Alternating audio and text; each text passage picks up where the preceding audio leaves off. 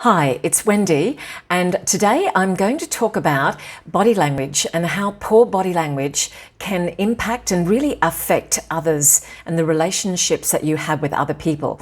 So I'm going to talk about a few things. The first thing I'm going to talk about is that when you have poor body language, it actually does not help in the understanding of the message that you're trying to get across.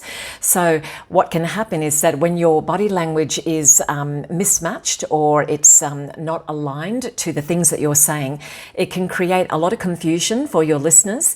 They'll be hearing one thing, what you're saying, and they'll be seeing other things in how you're expressing yourself. And if they're not aligned, that can cause quite a lot of confusion. And what that confusion does is it can mean that some people can misinterpret what you're saying. They won't understand it. And so your message won't be very effective. The second thing, and that flows on from that confusion, is that it can undermine trust. So negative body language, so crossing your arms, shielding yourself with a book or some other object, not looking directly at the person, fidgeting, doing all sorts of things, can signal a defensiveness, can signal that the person perhaps is not interested and is not following you.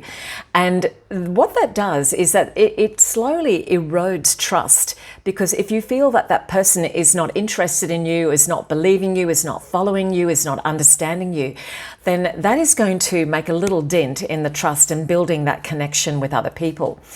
The third thing that I want to talk about how body language can affect others, poor body language, is that it can impede your ability to persuade and convince other people. So you wouldn't believe it, but body language does account for about 70% of our communications.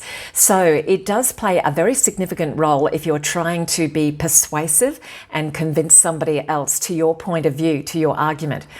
If your body language, again, if it's malaligned, if it's quite defensive, it's a little bit on the negative side, then it is going to impede your ability to persuade and to convince other people with your arguments. So again, I think aligning your body language to your verbals is extremely important. It's something that you must keep in mind if you want to stand any chance of communicating well, establishing really true and long-lasting connections with people, and being able to persuade and convince others. I hope you enjoyed those tips.